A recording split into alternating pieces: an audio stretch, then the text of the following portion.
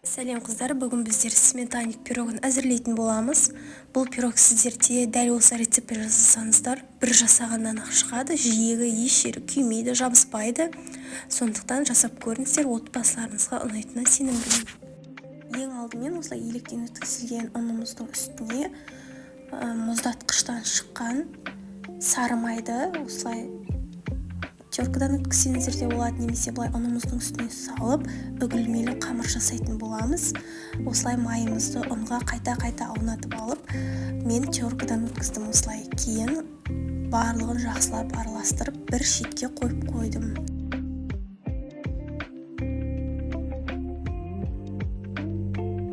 Енді осылай қантымызды бөлек ыдысқа салып, үстіне жұмыртқамызды жарып, біздің қантымыз толық ерігенше миксерлеп аламыз.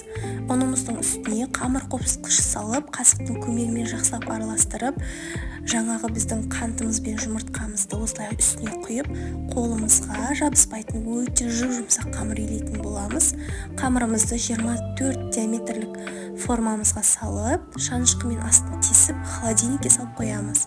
Енді салмасын әзірлейміз. Қаймақтың үстіне 3 жұмыртқамызды және жүгері крахмалын, шекерімізді салып, барлығын жақсылап араластыратын боламыз. Осы кезде мен салмасына ванилин салдым, бірақ міндетті емес. Кейін дайын болған салмамызды мұздатқыштағы формамызға салып алып, бетін бір тегістеп, қызып тұрған 180 градустағы пеште 45-50 минут аралығында пісіріп алатын боламыз. 20 минуттан кейін фольга жауып пісірсеңіздер, жиегі күймей әдемі болып шығады. Ас болсын, каналға жазылуды ұмытпаңыздар.